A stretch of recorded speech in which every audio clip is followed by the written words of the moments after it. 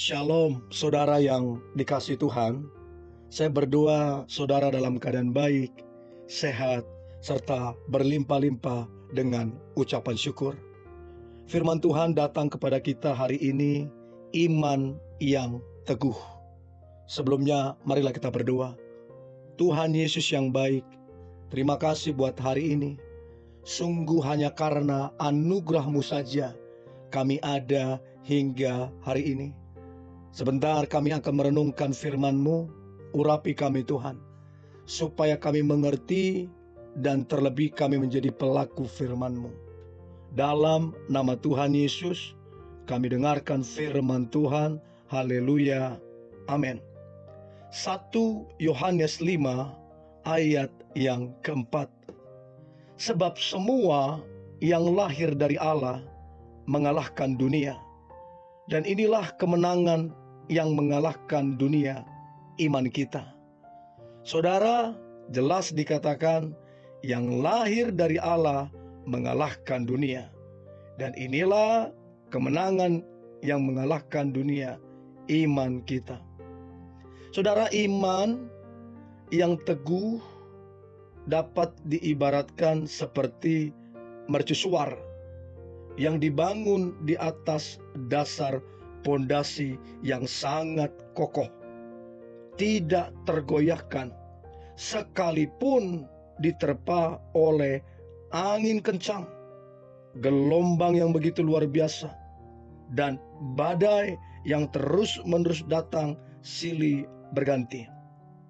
Iman yang teguh juga seperti kehidupan yang teruji dengan datangnya berbagai persoalan, tantangan yang silih berganti menerpa kehidupan ini.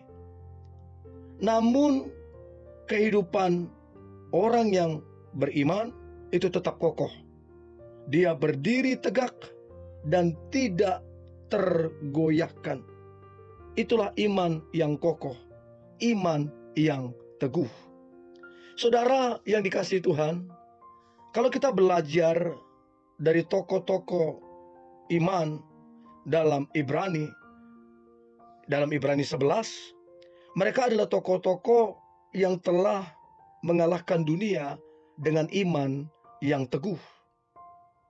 Untuk itu, mari kita tingkatkan iman kita dari iman yang biasa-biasa saja menjadi iman yang sangat teguh, sehingga kita dapat mengalahkan dunia ini, mengalahkan tawaran dan godaan dunia ini. Iman adalah mutlak, nggak bisa ditawar-menawar bagi manusia roh kita. Sama halnya saudara, bernapas juga mutlak tidak bisa ditawar bagi manusia jasmani kita.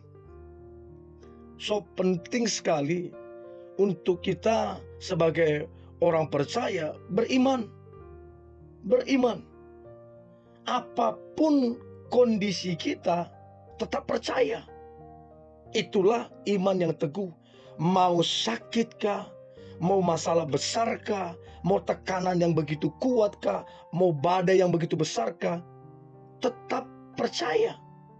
Itulah iman saudara. Itulah iman yang teguh yang mengalahkan dunia.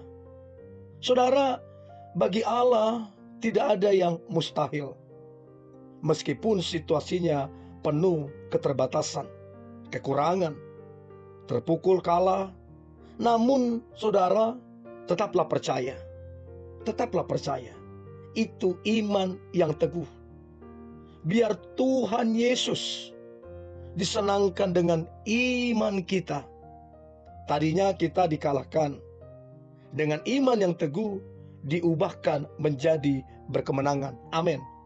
Dari kegagalan diubahkan menjadi berhasil. Amin. Dari kejatuhan menjadi sebuah lompatan yang besar sehingga kita next level.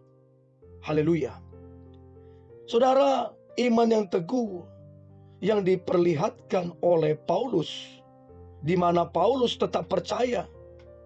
Percaya bukan karena situasi mudah, Saat itu ikut Tuhan memang tidak mudah. Jelas ada di depan mata aniaya. Waktu itu tidak mudah, ditangkap, dipenjara, bahkan dimasukkan ke gua singa, dimasukkan ke tempat di mana singa untuk memakan, dijadikan umpan. Dalam kondisi seperti itu, Paulus tetap percaya. Itulah iman yang teguh, tidak dikalahkan oleh keadaan apapun. Nah, pertanyaannya adalah, bagaimana kita mengembangkan iman kita menjadi iman yang teguh? Bukan iman yang relatif, situasional, kondisional, tapi tetap percaya, tetap berjuang, teguh berdiri dalam iman. Nah, saudara, ada beberapa kunci, beberapa rahasia supaya iman kita teguh, supaya kita berkemenangan dalam hidup ini. Yang pertama, janganlah goyah ketika situasi ataupun keadaan berubah. Jangan goyah. 1 Korintus 15 ayat 58. Karena itu saudara-saudaraku yang kekasih, berdirilah teguh, jangan goyah, dan giatlah selalu dalam pekerjaan Tuhan, sebab kamu tahu bahwa dalam persekutuan dengan Tuhan, jerih payahmu tidak sia-sia. Jadi, sewaktu kita ada masalah, sewaktu kita di bawah, iman itu begitu luar biasa bekerja. Apa-apa Tuhan yang diandalkan. Apa-apa bersyukur kepada Tuhan. Apa-apa tetap percaya. Jadi iman itu mesti gitu. Jangan kondisional. Jangan tergantung kondisi. Nah, yang kedua, untuk iman itu teguh, kita mesti fokus mengejar perkara yang di atas, bukan yang di bumi. Kolose 3 ayat yang ke-1. Karena itu, kalau kamu dibangkitkan bersama dengan Kristus, carilah perkara yang di atas, di mana Kristus ada, duduk di sebelah kanan Allah. Kolose 3 ayat yang kedua. Pikirkanlah perkara yang di atas, bukan yang di bumi. Ini yang akan membuat mata kita tertuju ke atas. Ini yang membuat kita fokus, sehingga iman itu teguh dan kokoh. Kemudian saudara, jangan kecewa. Jangan pernah kecewa. Yohanes 16 ayat yang ke-1. Semuanya ini kukatakan kepadamu, supaya kamu jangan kecewa dan menolak aku. Orang yang kecewa berpotensi menolak Tuhan. Imannya gugur. Untuk itu jangan kecewa karena keadaan atau karena apapun. Dan yang terakhir, latihlah iman kita. Tidak ada orang yang tiba-tiba beriman yang begitu besar. Semua perlu dilatih day by day. Iman itu mesti dilatih. Dan saya percaya ketika kita melakukan 4 hal tersebut, makin lama iman kita makin teguh, makin kokoh, dan kita berjalan dalam tuntunan dan rencana Tuhan yang dahsyat. Kita berkemenangan dalam hidup ini. Mari kita berdoa. Tuhan Yesus yang baik, terima kasih.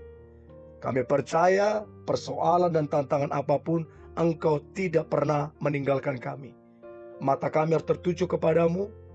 Kami harus memandang kepadamu, sehingga kami tetap fokus dan iman kami boleh bertumbuh. Dan kami percaya kami pasti berkemenangan, sebab iman yang teguh membawa kami kepada rencana dan rancangan Tuhan yang dahsyat. Dalam nama Tuhan Yesus. Haleluya. Amin.